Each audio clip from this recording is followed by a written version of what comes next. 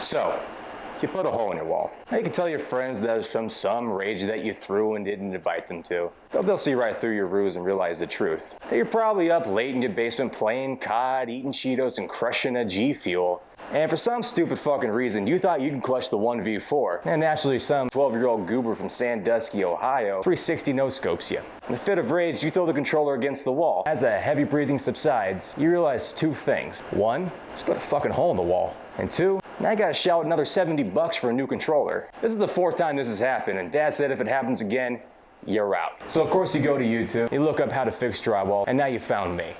Well, don't worry. I'm gonna take care of you today, because today it's all about drywall here on the Trade Generation.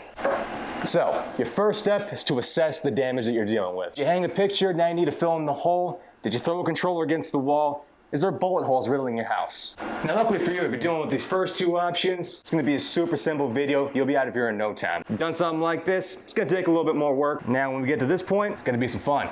All right, and so, if you're doing some nail or screw holes like this, probably means you hung a picture or you just hanging a poster on the wall or something. You took it out, now you need to fix it. Grab yourself some of the spackling right here. This is the dry deck stuff, goes on pink, dries white so you know when it's ready to go. You also need a 4-inch knife. These little joint knives are nice and heavy duty, so they can hold up to about anything you throw at them. If you notice these holes right here, every single one of them, whenever the nail got pulled out, pulled a little bit of drywall out with it. Take the back side of this 4-inch knife, push it in there, just concave them in a bit. Just concave them in.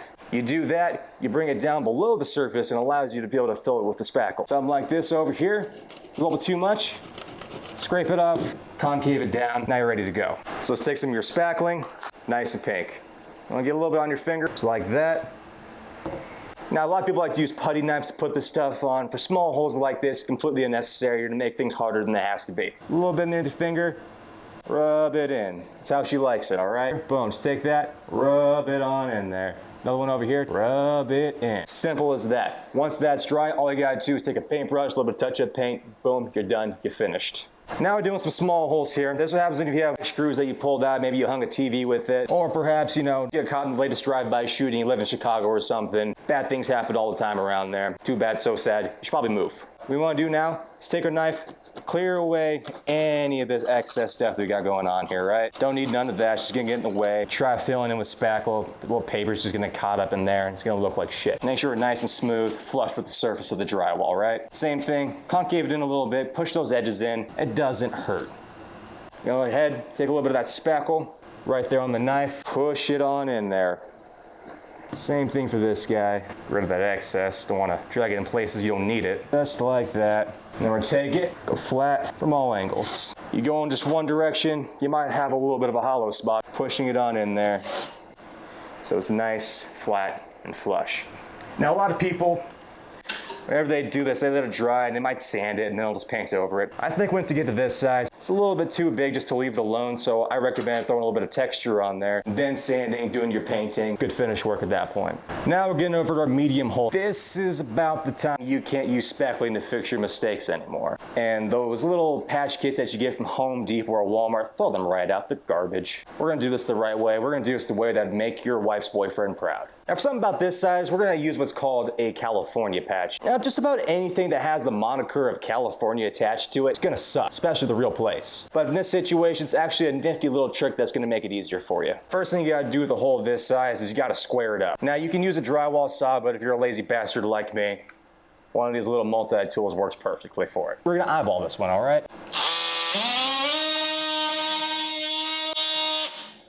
Boom, just like that. Let's keep this around.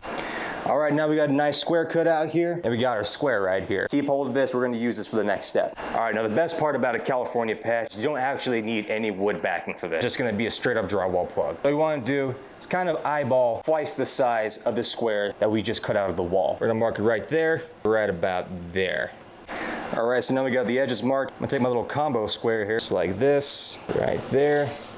Now we got our edges of the plug marked. Take a utility knife. We're gonna score along these sides here and break it off from the rest of the piece. All right, so make sure you have a steady hand.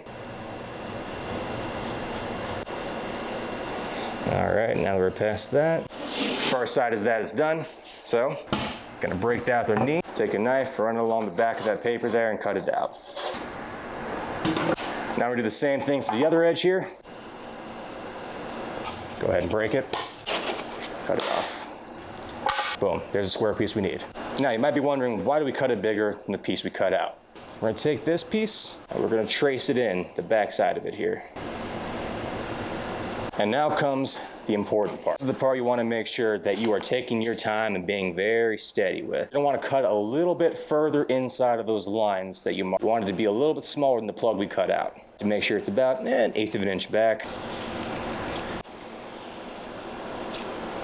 Now, this is the hard part. We're gonna break this, but you wanna make sure that you do not break the face paper. The face paper is the most important part of this, which is gonna keep the whole plug together. Go ahead and break this very carefully, just like that. And do the same for this guy, making sure that's still intact. Good. We gotta peel all this drywall very carefully off that face paper. No need to rush this step.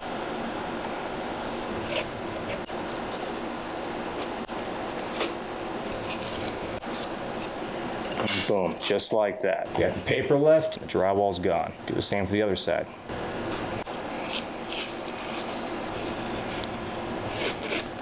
Boom, even got a little of that side paper, that's fine. We take a knife to that and cut it off later. Now that we have those parts cut out our little sides here. Once again, it's on the inside of that line. Very carefully score along there. Same for the other side. There we go. Break it.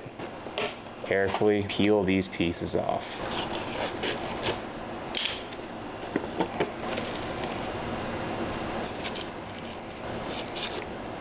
Alright, so we've got a small tear right here in this one. That's fine, we can deal with that, a little bit of mud floating later. Let's go ahead and cut off this little bit of excess right here. So now you have your drywall plug. Let's go put this in. Now you're gonna need yourself a mud pan and a mud knife. I recommend a 14-inch stainless steel mud pan, 8-inch taping knife. Stainless steel as well. Stainless steel doesn't rust very easily. I got a couple of options for your mud you can use. Here we have a small bucket, pre-mixed all-purpose joint compound, and here's a bag of what's called hot mud. It's called hot mud because it's chemically setting, sets up within 5 minutes of work time. We're gonna go ahead and use this. All right, so let's go ahead and open up our mud, dump some of that powder on in there. That much. So since stuff isn't pre-mixed, you need to add water and mix it up yourself. I'll show you how to do it. All right, so mixing this up, it's pretty easy. Bakers are gonna love this. I'm gonna create a little bit of a well in the middle of all of this right here, and that's where we're gonna add our water. Nice and slowly. You don't want to put too much in to start. You want a nice creamy consistency by the time it's all mixed up. So you got that set up there. Thank you, joint knife. Now we're gonna grab 8-inch taping knife. Now I don't know if you can see this, but there's actually 2 different sides to a taping knife. One side of it is gonna have the middle part, but further out than the edges. This is done to spread mud more evenly. Take this, making sure the middle part is bent out against our work. I'm just gonna put some up against this wall right here. All right, now we have a decent amount of mud on there, ready for our paper. Here's a little tip I picked up from Vancouver Carpenter on YouTube. Shout out to you. You guys got a lot of great tips for drywall. Take this, butter up the edges of it, because when you do that, it creates a very nice seal once you actually get it all the way in there. Boom, we got it set up. It's time to put it in our wall. Just like that. Take our knife, flatten out this paper edge. Create a nice flat patch. You don't want to use too much pressure because then you might push it back into the wall, or if you push all of the mud out, it's going to create a weak joint once more. Now that we got that there, flush up against the wall, we're going to go ahead and throw a skim coat on top of this. 2 fingers of pressure, that's all you need. Just like that. Now we're going to try to flatten this out as much as possible right now. We're gonna let that sit there and dry for a while. Once that's nice and dry, we're gonna take a sanding block to it, flatten it out, throw another coat over it, and get ready for drywall finishing. All right, up next we got large holes. Something happens, you know, maybe you got mad, you punched the wall, maybe hit it with a baseball bat. I don't know what you're doing, I don't know what your life's about. But anyway, you got a large hole you need to fix now. Now's about the time we gotta start busting out tools. So, got a tape measure here. Same thing as the last one, we're gonna have to square this up. Take this back past the edge, right about there. Let's go, say 11 inches right there. And we need to do the same thing for the outside edges. Mark above this, let's go 11 inches. Once again, now is about the time you want to be a little bit more exact with what you're doing. Try to be as straight as possible. Now that we have our outsides lined up, we're gonna go ahead, same thing, drywall saw, lazy like me, use one of these, way easier that way.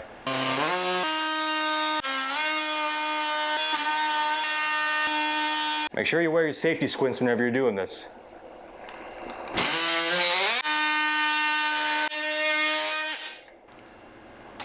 All right, right, bada boom, bada bang. Got our piece cut out. And now we're working with a nice square rather than a bunch of jagged edges. 10 and 5/8. Up here it's about 10 and 7/8. 11 and 8, about 11 and an 1/8. Square on that one. We know we have a consistent 11 and an 1/8. Since it's a little bit tapered, try to keep it decently consistent with 10 and 5/8 to 10 and 7/8. Put 10 and 7/8 right there. 10 and 5/8 over here on this side.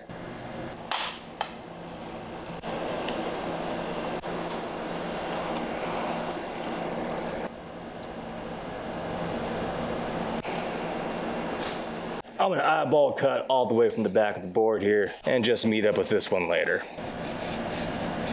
All right, cut that open. All right, don't need this piece of shit anymore. Same thing for this guy. Boom. All right, now we have this piece. Let's test fit it up. So, too big in some areas, not a problem. Cut that part off. Take your razor knife, trim off any excess. And if you're not an idiot, you remove the screws first. All right, take a screw gun or a screwdriver or something. Move any screws or nails you got in the way. Then let's take our piece and test fit her up. Okay, it's pretty decent on that side. Trim off a little excess in this corner right here. All right, boom. Piece fits now. But we got a problem. If you put it in there now, it's gonna wanna fall in this way since there's no support behind it. Over here, we got luck. There's a stud right here. We can use this to secure one side too, but we're gonna need another piece of wood to help support this side. Here's a random piece of wood I just found laying around my garage. We're gonna go ahead and use this as our backing. If it's smaller than this, you can even use little wood stakes you can buy from Home Depot. So we're gonna go ahead and put this up against what we have here and mark it for a cross cut. All right, we're gonna take this and put it in the miter box here. You can use a circ saw, miter saw, but this really offers some really cool slow motion shots.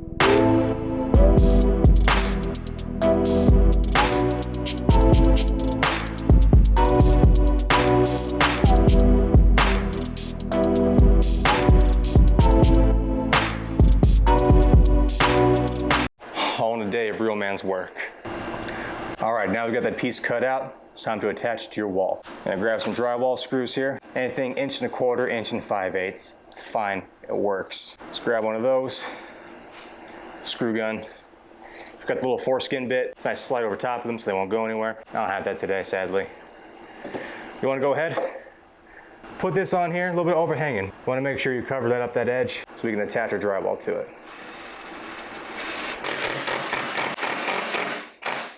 You want to countersink the screw just below the surface of that. Go ahead and do it again down here. Now we've got good backing.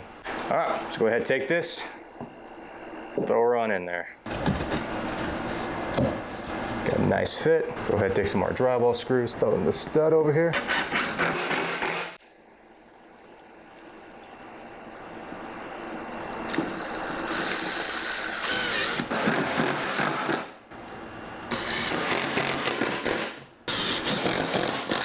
And boom, that drywall's going nowhere.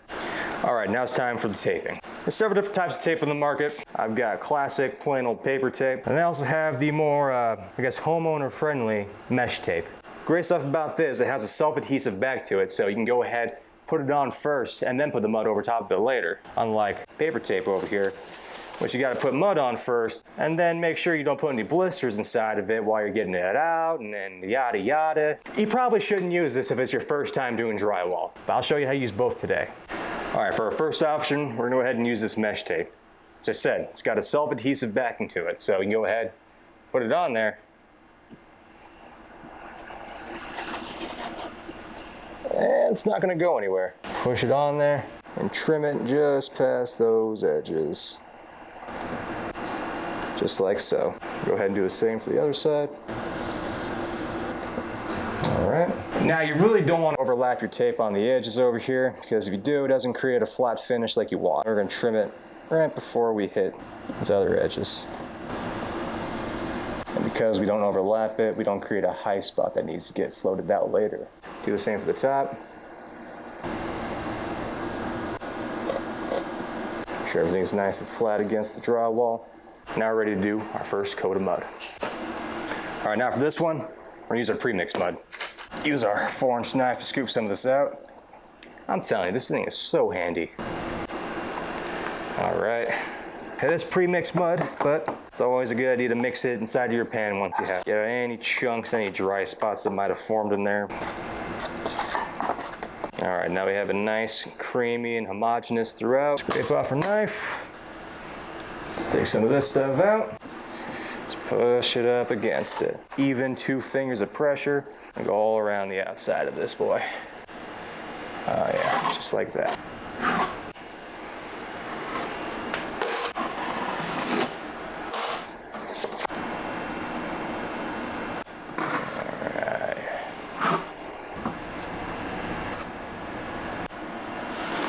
We want to make sure we cover up every bit of that mesh.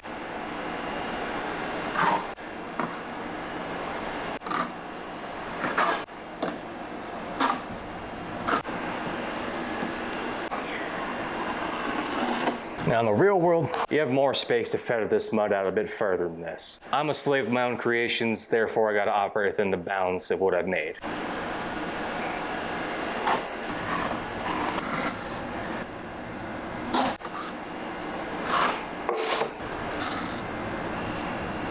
All right, the goal of the first coat of mud is not to get it perfect, obviously. You don't need a very neat and flat finish unless you're operating on time constraints, and if that's the case, you're probably well ahead of doing stuff like this anyway. So just go ahead and make sure that there is a coat of mud over everything to strengthen that tape joint, and then you're good to go. Leave it alone, let it dry so we can sand it and do another coat later on. As well, that's drying. Let's move on to our last thing here. This is a scenario in which maybe you have mold damage or water damage or something. You had to cut out an entire part of your drywall, and now you need to get new drywall up to meet the old edges. We're gonna call this a complete replacement. Not a new build situation, but it's a remodel that's become close enough at this point. Just like the last one, we need to make sure we clear out all of our studs of any debris, any screws or nails, and then we can move on to the next step.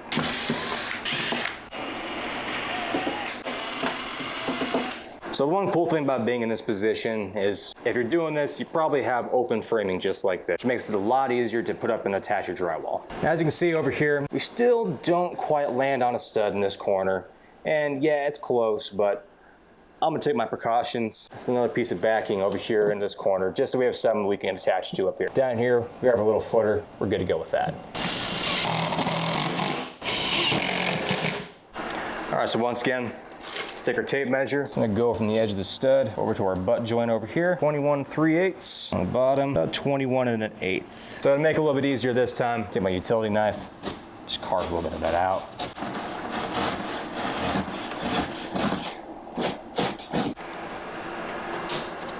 It's just about 21. All right, here we have something called a drywall teeth. It's 48 inches long. It's like the width of a piece of drywall. Might be a bit overkill in this situation, but it's a really good litmus to use for a straight edge across a piece.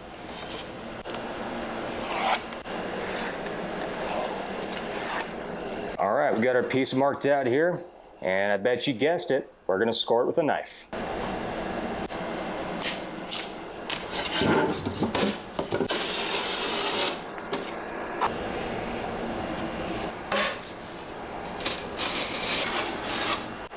All right, let's go ahead and attach this.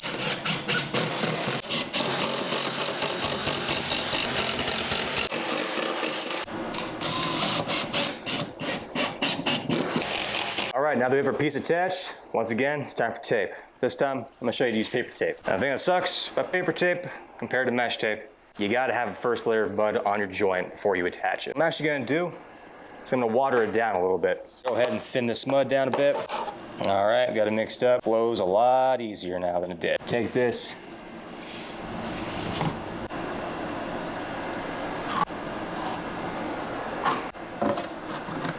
We'll take our tape, throw it on there. And make sure you start at the center of your joint first.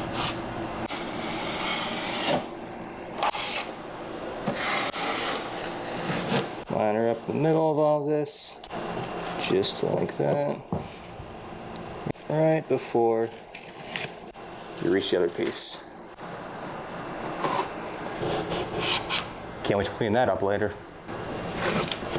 A lot of people like to wait. I'll just go ahead, throw another thin layer of mud on top of that to keep it all in place.